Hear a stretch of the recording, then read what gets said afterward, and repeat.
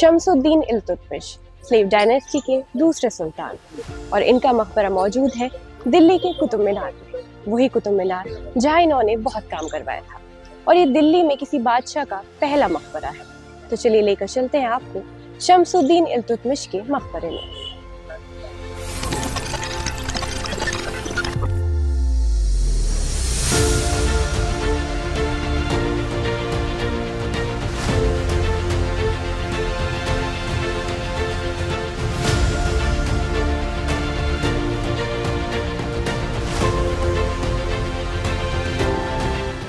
तो जैसे आज हम इल्तुतमिश के मकबरे पर आए हैं, तो मैं जानना चाहूँगी कौन थे ये बादशाह। सबसे पहले इल्तुतमिश के मकबरे के बारे में, इल्तुतमिश की अगर हम बात करते चलें, इल्तुतमिश स्लेव डायनेस्टी के दूसरे सुल्तान हैं कुतुबुद्दीन ऐबक के बाद।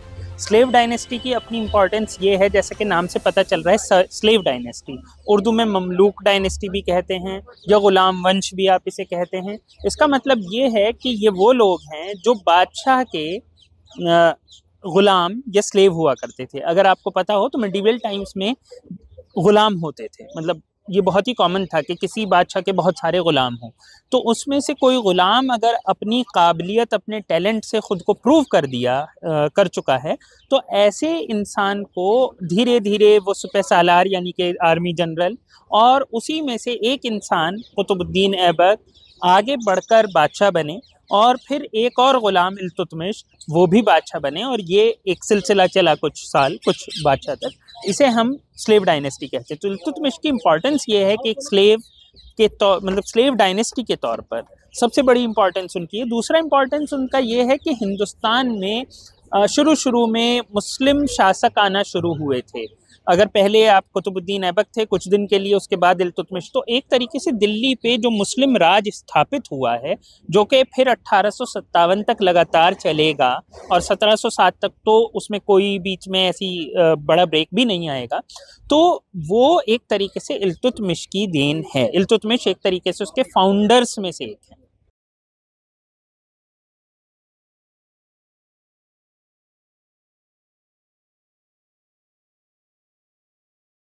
सर, मैं आपसे जानना चाहूँगी इस मकबरे की अहमियत के बारे में। ये इल्तुतमिश का मकबरा है। इसकी सबसे बड़ी जो ख़ास बात है वो ये है कि दिल्ली के अंदर ये पहला किसी बादशाह का मकबरा है। पहला बादशाह का मकबरा, आप इसे ऐसे समझिए कि हिंदुस्तान में इससे पहले जो बादशाह थे वो या तो हिंदू थे या जैन थे या बुद्धिस्ट थे, तो उनके यहाँ कब्र का कंसेप्ट नहीं होता था। तो जाहिर सी बात है, कब्र किसी बादशाह की होना, और उसमें ये पहले मुस्लिम शासक के तौर पर इन्होंने जो पहला मकबरा बनवाया। और अगर ओवरऑल भी आप देखें तो सुल्तानगढ़ी में जो इनके बड़े बेटे का जो मकबरा है, उसके अलावा ये दूसरा ही मकबरा है। तो एक तरीके से ये एक बहुत ही इम्पॉर्टेंट मतलब बिल्डिंग है कि इसी के बाद बाकी सारे मकबरे बनेंगे। और ये जो मकबरा है, ये मकबरा ख़ुद इल्तुतमिश ने अपने ज़माने में ही ईयर मार्क कर दिया था कि यहाँ पर मेरा मकबरा बनेगा। और इससे पहले दुनिया में कुछ जगह पर मुस्लिम जहाँ पे शासक होते थे, वहाँ पर मकबरों का कंसेप्ट था और मकबरे हुआ करते थे। तो इसके बाद आपने देखा कि ताजमहल भी एक मकबरा है, हुमायूं का मकबरा है। फिर हिंदुस्तान में आपको जो बहुत अच्छी अच्छी बिल्डिंग नज़र आती हैं वो मकबरे हैं। तो इसकी जो शुरुआत है, तो आप ये कह सकते हैं कि ताजमहल जैसी बिल्डिंग्स की जो एक तरीके से नींव रखी गई है, वो इस मकबरे के साथ रखी गई है। तो जैसे कुतुब मीनार में मौजूद है, तो यहाँ पे हमने देखा अलाउद्दीन खिलजी का भी मकबरा है और इनका भी मकबरा है, पर दोनों में हमें थोड़ा डिफरेंस नज़र आता है। तो इसके पीछे क्या वजह हो सकती है? देखिए, थोड़ा डिफरेंस क्या, एक तो ये है कि खिलजी का जो मकबरा है वो उतनी अच्छी हालत में नहीं है। ये शायद वक्त का तकाजा था या कुछ भी। दूसरा ये है कि दोनों की बनावट में बहुत फ़र्क है।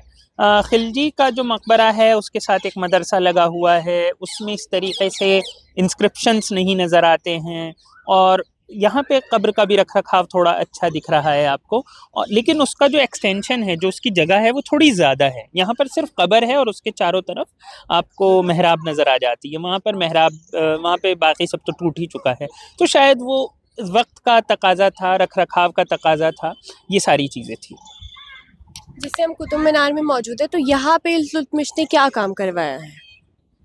ये बहुत अच्छी बात है। असल में कुतुब मीनार कॉम्प्लेक्स अगर कहा जाए तो इल्तुतमिश का ही है। तो कुतुब मीनार जैसा कि आप देखते हैं, तो कुतुब मीनार जो आपको नज़र आता है उसकी अगर पहली एक स्टोरी को छोड़ दें, एक मंजिल को छोड़ दें, तो बाकी जो आगे का काम था वो इल्तुतमिश ने ही किया था। यहाँ पर जो मस्जिद नज़र आती है कुव्वतुल इस्लाम, बेसिकली कॉम्प्लेक्स उस मस्जिद के ही अराउंड है, तो वो भी जो उसका जो मेजर पोर्शन है वो इल्तुतमिश ने ही बनवाया था। जैसा कि मैंने कहा, इल्तुतमिश ही वो बादशाह है जिसने यहाँ पर सल्तनत मतलब दिल्ली के अंदर शुरुआत की, जिसने मुस्लिम सल्तनत यहाँ पर कायम कर दी, वो इल्तुतमिश है। तो ये कॉम्प्लेक्स भी अगर आप देखें, ये कॉम्प्लेक्स भी जो कि आगे चलकर महरौली से बहुत सारे बादशाहों ने फिर हुकूमत की, फिर वो दिल्ली में अलग अलग जगह से हुकूमत करते रहे, कुछ वक्त के लिए आगरा से हुकूमत करते रहे, लेकिन ये जो लाइन शुरू होगी वो यहाँ से शुरू होगी। और ये पूरा कॉम्प्लेक्स कहीं ना कहीं बाद में खिलजी ने इसमें कुछ एक्सटेंशन ज़रूर किया, लेकिन वो बनवाया हुआ इल्तुतमिश का है। ऐबक ने इसे शुरू ज़रूर किया था, लेकिन बनवाया वो इल्तुतमिश ने ही था। तो जैसे हम उनके बच्चों की बात करते हैं, तो रज़िया सुल्ताना एक बहुत बड़ा नाम है, तो मैं उनके बारे में आपसे कुछ जानना चाहूँगी। देखिए, इल्तुतमिश की जब हम बात करते हैं तो इल्तुतमिश स्लेव डायनेस्टी है, और स्लेव डायनेस्टी में एक बहुत इंपॉर्टेंट चीज़ हुई रज़िया सुल्ताना। रज़िया सुल्ताना दिल्ली से हिंदुस्तान की बादशाह के तौर पर आईं, और हिंदुस्तान में इंदिरा गांधी से पहले वो इकलौती औरत थी जिसने हुकूमत की। और उन्होंने जो हुकूमत की वो इसलिए इम्पॉर्टेंट है कि हम एक ऐसे समाज में रहते हैं जहां औरतों को घर से निकलने की भी आज़ादी ठीक से नहीं थी, वहां पर वो बादशाह बनी। तो उन्होंने एक तरीके से दो तरीके की चीज़ें उस ज़माने में हुई। एक तो ग़ुलाम बादशाह बने, खुद इल्तुतमिश और ऐबक और बाकी सब लोग। फिर उन ग़ुलामों में भी ग़ुलाम, मतलब ग़ुलाम की लड़की है भाई, ठीक है, तो वो लड़की बादशाह बनती है। तो आप देखिए कि जिस सोशल जस्टिस की हम बाद में बात करते हैं, उस सोशल जस्टिस का एक तरीके से शायद सबसे अच्छा जो मॉडल था वो वहाँ पर मौजूद है। हमारे पास सुल्तान हैं जो ग़ुलाम हैं, हमारे पास लड़कियाँ हैं जो कि ग़ुलाम भी, मतलब वो डबल एक तरीके से उनके साथ बैकवर्डनेस का इशू चल रहा है, और ऐसे में वो बादशाह बन रहे हैं। तो इससे समझ में आता है कि हमारी जो सोसाइटी है वो शायद इतनी खुली हुई थी, शायद लोग इतना नहीं सोचते थे या आगे बढ़ सकते थे शायद टैलेंट पर। तो इससे ये भी समझ में आता है कि हिंदुस्तान, जैसा कि बाद में अंग्रेज़ों ने दिखाया कि बहुत बैकवर्ड है, उतना भी शायद नहीं था।